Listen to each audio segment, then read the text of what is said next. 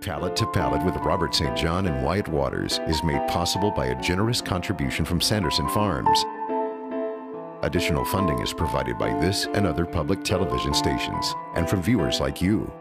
Thank you.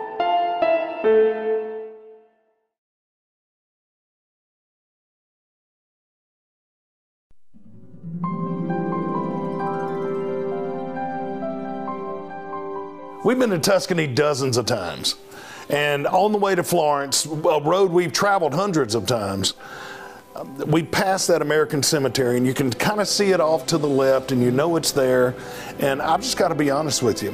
I remember thinking in my mind, I've been to Normandy. I've been to the American cemetery there. And yeah, there's a little American cemetery over there. I get it. Man, how wrong were we? Yeah. To have passed that by that many times without stopping. It makes all the difference when you stop. It's an amazing place.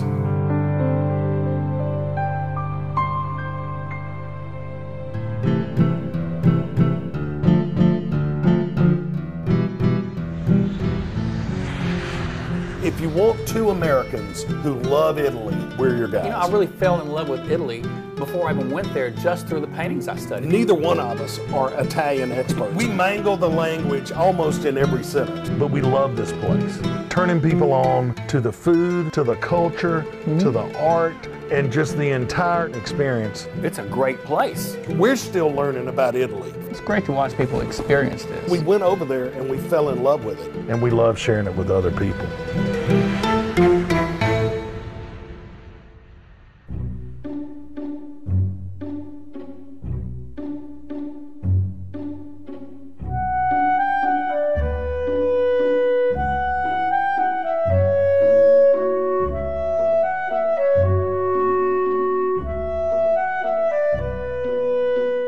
You know, Tuscany is about two or three things: food, architecture, and wine. Yes. And one of the most visually stunning wineries, I would say, in the world is right there in the heart of Tuscany, just south of Florence, just outside of Tavernelli, the town we stay in. And Antinori Winery is an amazing thing. When you and I were there in 2011, they were just building that winery, and we would drive by and kind of look up on that hill and see this building that was just stunning. We're trying to figure out what is happening there, and you could kind of tell it was sunken into the hillside there, and you know, what's it gonna look like? But the first time we went up there, oh, wow, it's amazing.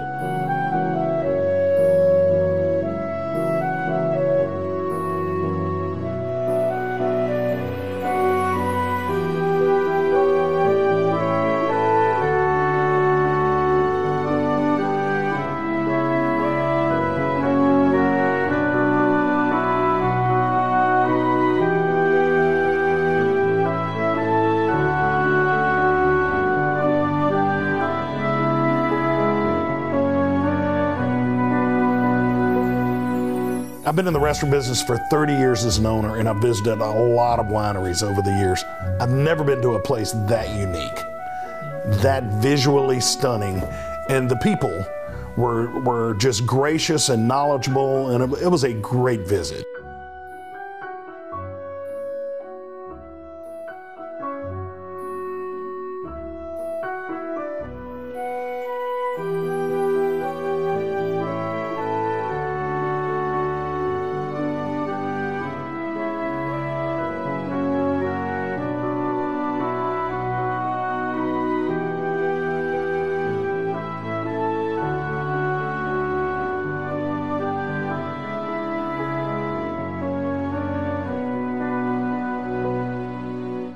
Well, I'm a team player, and you know, Robert, you don't drink anymore, and so we had the wine tasting there, and it's amazing. Each successive tasting of wine was better than the one before.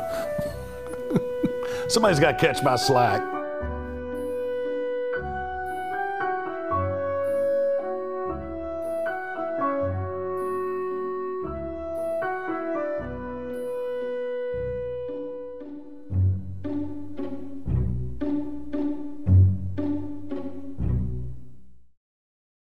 It's amazing. It was like a secret lair for 007's arch enemy or something. It was unbelievable. It really was.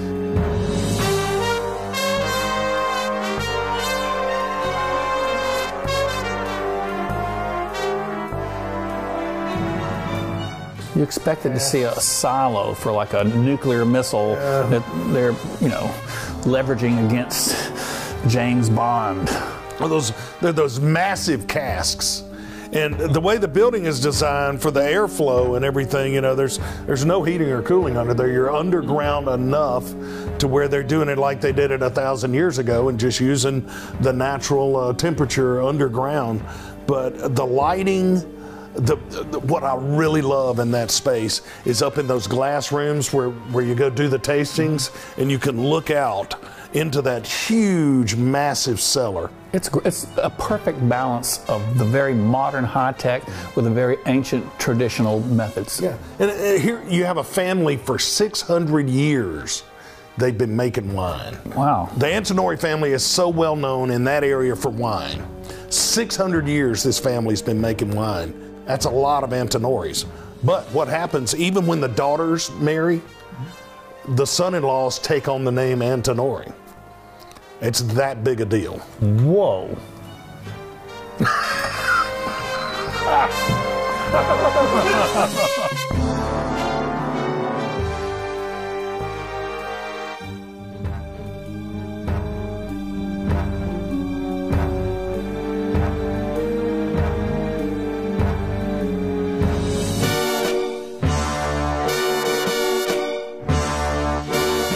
Mr. Powers. Chianti Classico is like the wine of that area. It's really the wine, and everything's kind of measured against that. So you've got the Chianti region, but then Chianti Classico is a really very small, distinct area where that certain grape comes from that area, the Sangiovese grape. It's from this area specifically. The Black Rooster. That's it.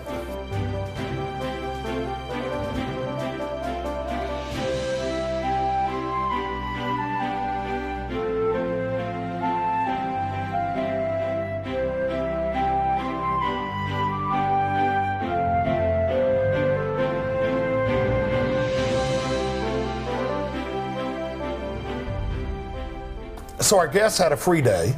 They were able to go and do what they want. They can go shopping. They can go to Pisa, go into Florence, which gave us a free day. A little research, a little R&R. Yeah, and so we did a little different with our free day. We had lunch with Paolo and then got in the car, and we were on our way to Florence. And for some crazy reason, you and I have traveled down that road 100 times. I think that's why we did it. We just finally said this is the day. Yeah. I've looked to the left so many times, and I've seen that American cemetery in the hillside. It's beautiful.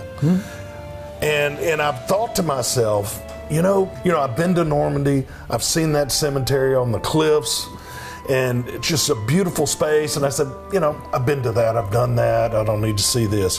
How wrong I was.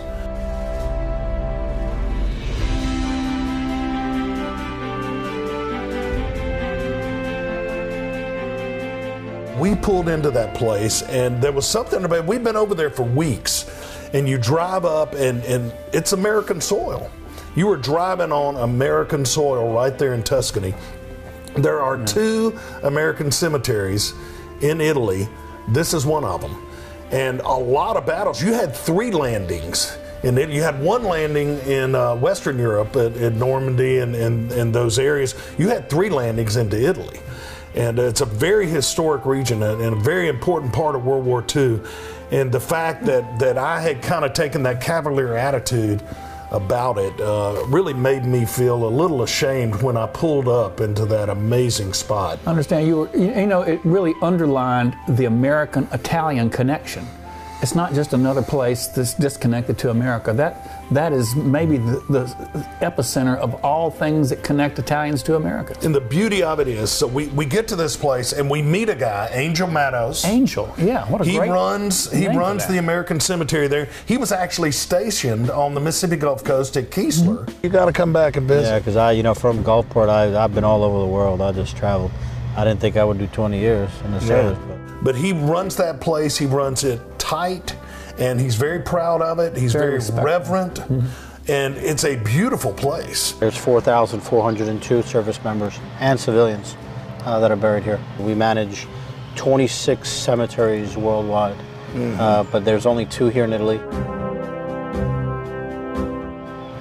Our agency kind of used Rome as a half point.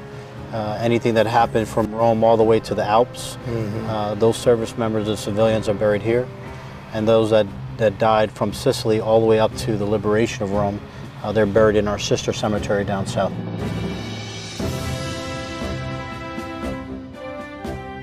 The Italian campaign there was rough because if you know the hills and the rocks and everything, and the tanks weren't made to kind of cover that area, and so it was rough. Bob Dole, when he had his war injury over there, was just a little north of where that cemetery is, and American boys went over and they fought. So once Mussolini fell, yes, Germany came in, correct? Yes. Germany blew up the bridges in Florence, except for the Ponte Vecchio. Were all of the artifacts from the Uffizi and things like that, were those taken out and hidden in monasteries? They were taken by the Germans, but that's where that movie, if we remember the Monuments Men. Right. Matter of fact, I just met the author of that book, Monuments Men, that came here. So we get a lot of that. We get a lot of visitors that come through that we didn't know played a big part in what we see here today. We went to this place, and it was towards the end of the day. You and I weren't expecting anything. Angel met us, was just gracious, and then basically it was you and me in this entire cemetery to ourselves towards the end of the day, and you went straight off and started a painting. It was the most moving of the whole trip, to me it was. I mean, there's a lot of fun, there's a lot of discovery, but that was the thing that was the most moving to me, was the cemetery visit.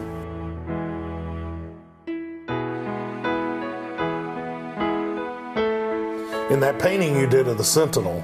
Oh yeah, the Sentinel, that was near the end of the day, and I remember, how am I going to portray this? You try to do what you can do with what you have in front of you and the time that you have. We work with what we have time-wise. The time limitations, we got there very late in the day, and they were getting ready to close, so we had very little time.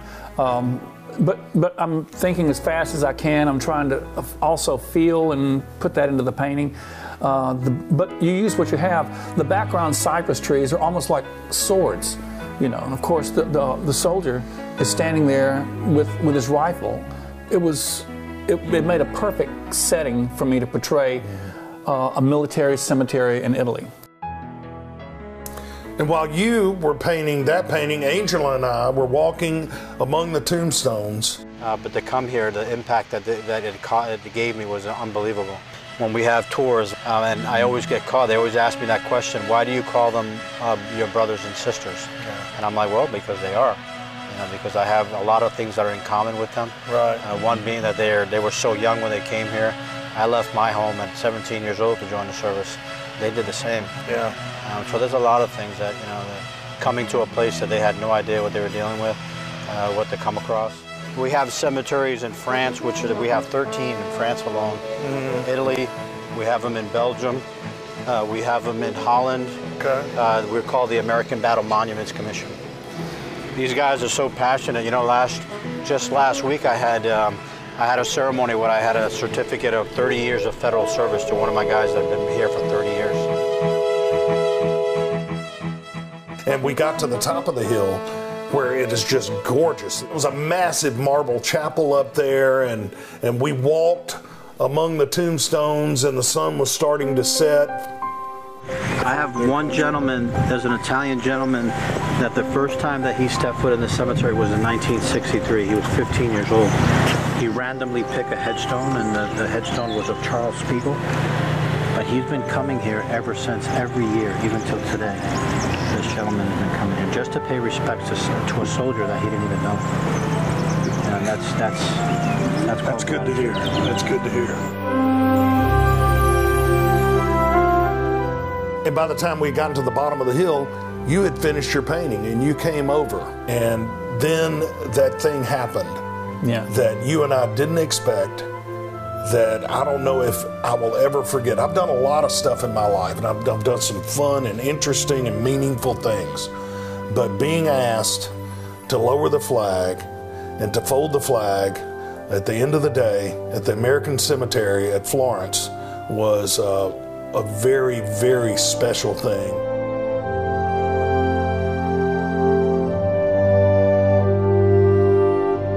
And taps began to play in the distance, as it does every day there.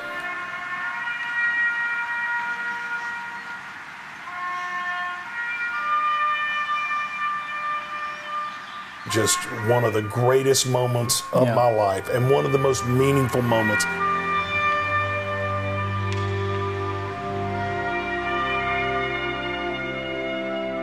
And what I learned at that moment right then is that I will never pass an American cemetery ever again. Yeah. Anywhere, if I have to drive 2 hours out of the way to go visit one, I'm going to do it. Because we need to be respectful of those young boys that went over there and laid down their lives to fight for freedom and to fight for people they didn't even know.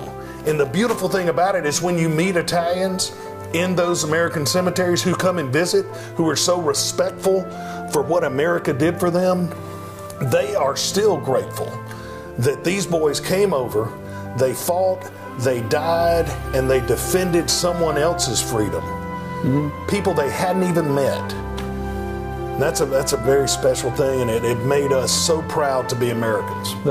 You know, taking the flag, bringing the flag down, the ceremony of that, I remember it made me think back to school when I was one of the kids chosen to take the flag down. My dad called me, he was principal at the time, and he called me and he said, you know, this isn't like folding sheets, this is different. This is, you're not going to be horsing around, this is reverent.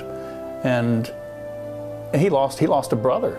He lost a brother in Italy, and it was it meant something to him, and it meant something to me at the time. But I was a lot younger, and being out there really underlined everything he said. It made all those things he said make more sense to me. It was the most moving part of the trip.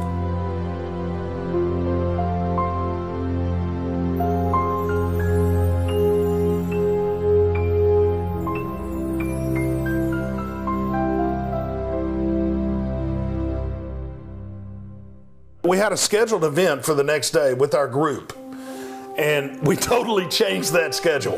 It's like, we have to bring them to this place. They have to see what we've seen. And you told Angel before we left that your father had fought in Italy. But you just thought he fought down there in northern Africa. Yeah, I thought he was on the ground crew in northern Africa, and he spoke about Italy, but I didn't really know that he was there. And I called that night and got some information wired to me about my dad, and I didn't know all the things that I discovered during that trip.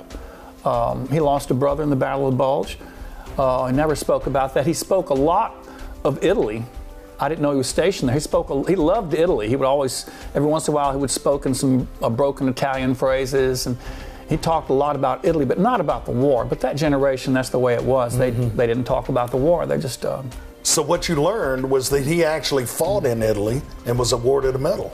Got the Bronze Star, and it was, you know, it was an eye-opening thing for me. It helped.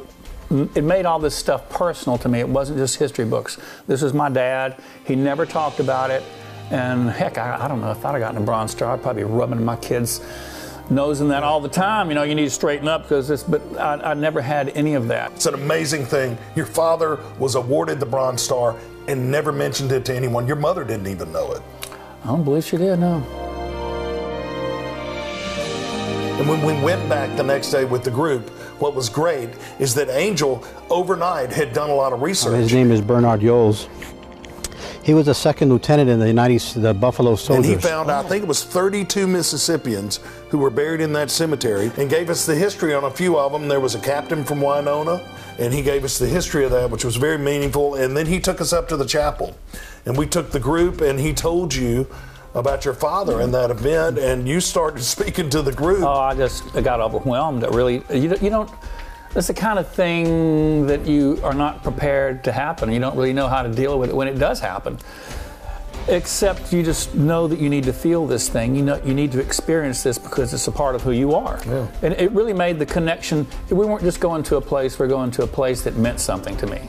And so you started to get emotional and you were having trouble kind of communicating your thoughts. And so I thought I'd bail you out, and I hopped up and started telling them about what it meant. And then I started getting emotional about it. And it was a little embarrassing, but you know what? It was heartfelt. And I think everybody in that moment understood the sacrifice that was made in that area. Yeah. By boys who were 18. I think the average age was about 21 of people that were buried in that cemetery. And so you had, I think the youngest person buried there was 16. They lied about their age to join the effort. But, you know, you get caught up in just the scope and the scale of what that sacrifice meant, not only to the Italians, who they rescued and saved, but to the American lives back home. People gave up their sons and their brothers and their fathers. And that place is a very special place. And the Italians have done a great job putting a monument. There's a great marble map that shows the campaigns and how America came up through, and the Germans had that wall. Yeah. And there was a stalemate there for a long time. We finally broke through. It's informative, but it's just really, it's just powerfully emotional. Very meaningful. When you're there, you know you are on sacred ground. It's American soil in the middle of Italy, but it makes you so proud to be an American.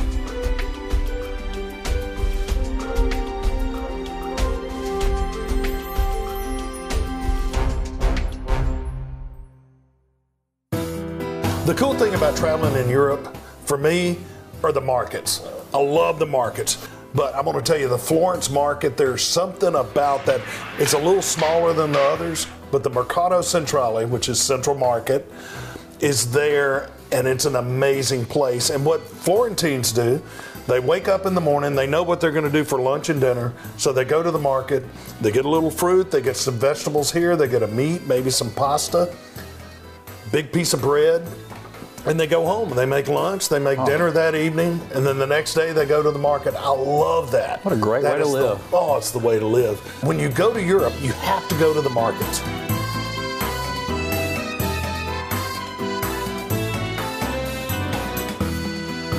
You know, the Italians and the French eat everything. There's no part of the animal that's wasted.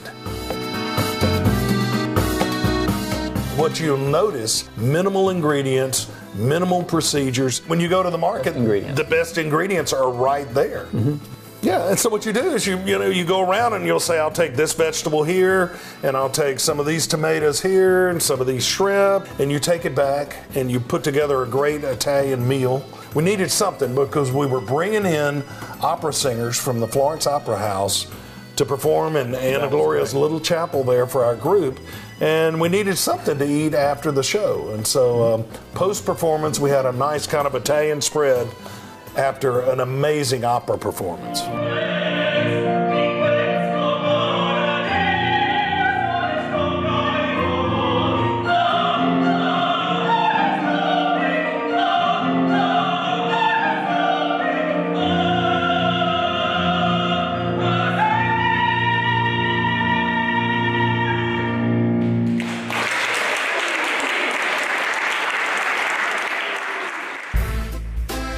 What people probably don't know is that's all he does. When he goes over there, that's all he does. He paints, he paints, he paints. So after the opera performance, we all went into Anna Gloria's villa. Yeah. There was a great Italian spread in there, and I remember eating a little something. I was looking up and I'm, where's Wyatt? And I only thought that for a second because I knew exactly where Wyatt was. He was out painting. I was out painting. It was a night scene, of course, so I'm out there painting, and I noticed somebody to the side, and they keep telling me. I said, "Oh, what's going on?" I said, "Oh, it's okay. There's been a wolf out here. There's been a wolf." So I'm painting outside. It's pretty cold, and he's saying, "Don't worry about it. He's probably not going to come back." The wolf. So it's dark. It's cold. You've got adverse conditions. There's a wolf roaming around somewhere in the countryside, and Wyatt is out there painting. And did an amazing painting. I love your night paintings. They're great. That is wonderful. Wonderful. Thank you. Bellissima. Beautiful. I do appreciate that. Beautiful colors. Thank you. I hope it turns out. We will just see. I keep working at it like it's going to work out. Painted a door so it could be easily construed to be an Italian wolf at the door. Grazie. Appreciate it.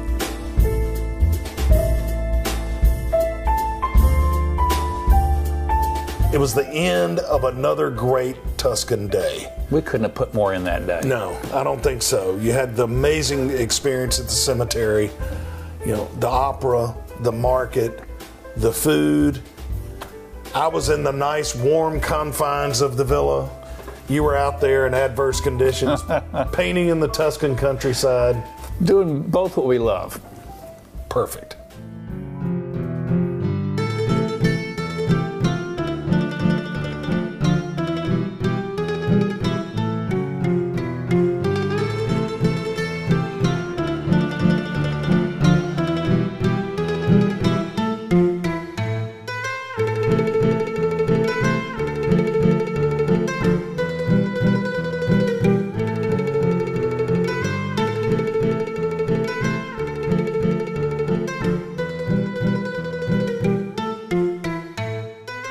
Many of the paintings seen on today's program, plus many others, are featured in the An Italian Palate cookbook.